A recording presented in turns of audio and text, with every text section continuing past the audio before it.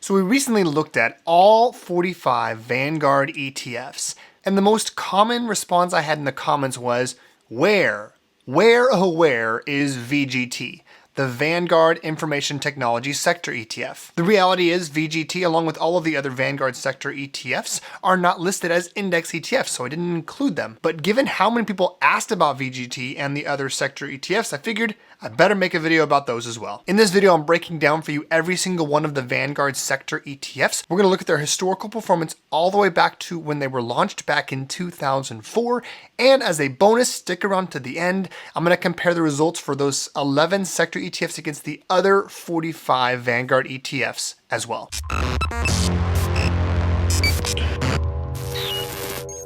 What's up, you guys? Welcome back to the Average Joe Investor channel. So in addition to the 45 Vanguard ETFs available for investors, they have 11 different sector ETFs. VOX, the Communication Services ETF, VCR, the Consumer Discretionary ETF, VDC, Consumer Staples, VDE, Energy, VFH, Financials, VHT, Healthcare, VIS, Industrials, VGT, Information Technology, VAW, Materials, VNQ for Real Estate, and VPU for Utilities. All of them have the exact same expense ratio except for real estate, which has 0.12%. The others have 0.10%. And all of them had an inception date in 2004. Some of them at the beginning of the year, some of them later at around September of 2004. All right, let's dive into the individual ETFs here before we look at the results. First off, we have VOX, the Vanguard Communication Services ETF. That has 118 different stocks in this ETF. And the top holdings are Facebook, Google, Verizon, Netflix, Comcast, Disney, AT&T, T-Mobile, and Charter. Next, we have VCR, the Vanguard Consumer Discretionary ETF. 311 different holdings for VCR. Top holdings, we've got Amazon, Tesla, Home Depot, McDonald's, Nike, Lowe's, Booking Holdings, Starbucks, TJX, Chipotle. And you can see here Amazon makes up 21% of the fund, Tesla makes up 13%. Next up we have VDC, the Vanguard Consumer Staples ETF, 106 different holdings in this ETF. The top holdings in the consumer staples are Procter & Gamble, Costco, Coca-Cola, Walmart, Pepsi, Philip Morris, Mondelez International, Altria Group, Colgate-Palmolive, and Target. Next up, Vanguard's Energy ETF, VDE, has 116 holdings. Top holdings are Exxon Mobil, XOM with 21% of the fund, Chevron at 14%, CVX, ConocoPhillips, Schlumberger, EOG Resources, Marathon Petroleum, Phillips 66, Pioneer Natural Resources, Valero, and Williams. Next up here, Vanguard's financial ETFs, VFH, has 397 holdings. Top holding is JP Morgan Chase at 8%, then Berkshire Hathaway Class B,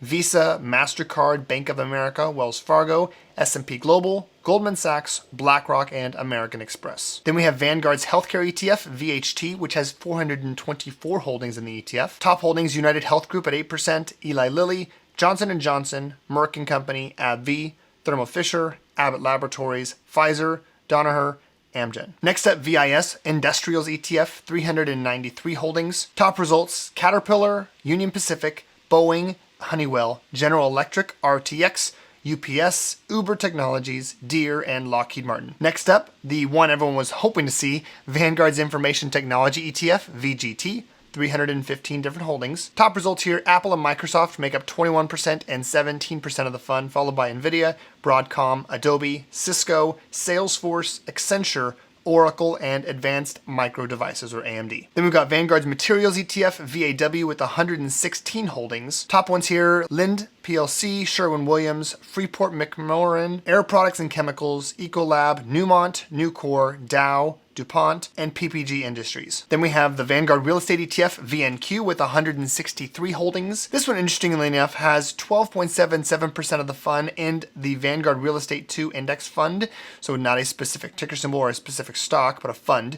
Then we've got PLD, Prologis, American Tower, Equinix, Public Storage, Crown Castle, Welltower, Simon Property Group, Realty Income, and Digital Realty Trust. Lastly, the Vanguard Utilities ETF, VPU, with 65 different stocks. Top results here, NextEra Energy, Southern, Duke, Sempra, American Electric Power, Dominion Energy, Constellation Energy, Exelon, Excel, and PG&E. All right, let's dive into the results here. And as we set that up here, let me just go over the quick assumptions of what you're looking at for the data. I assumed for this review that the results go back to October 1st, 2004 to present. And the assumption is that we invested a $10,000 lump sum amount at the beginning of the period, October 2004, into each of these ETFs. No additional contributions were made during the remaining time, and all dividends received were reinvested. And as we expected, the top result was in fact VGT, the Information Technology ETF. That $10,000 over that, 2004, about 20 years, that $10,000 was turned into $132,000. Second place, a distant second place, was Consumer Discretionary, VCR, at $77,800. Followed by third place, healthcare at $68,380. The three worst performing ETFs during this time frame were number 3, Communication Services ETF, $36,971. Energy was only worth $35,878, and financials only worth $27,752. So every ETF here made money over the 20-year period. However, some of them made a lot more than others. And here's a look at the graph of the results from October 2004 to present. You can see in green, we have the Information Technology ETF. But one thing you'll notice is that from 2004 till about, 2016, it was just doing as good as everything else. It was not outperforming. In fact, the top performing ETF through 2016 was, looks like in yellow here, which was VDC. That's the Consumer Staples ETF. Also at times here in pink, we had VHT, but then as you can see in 2016 approximately, VGT just took off and really didn't ever look back. Now let's go ahead and take a look at these same 11 ETFs, but within the context of the previous video we looked at, which was all the other 45 Vanguard ETFs available. And again, here, remember we were looking at 5-year returns and 1-year returns. Same idea, $10,000 invested at the beginning of the period.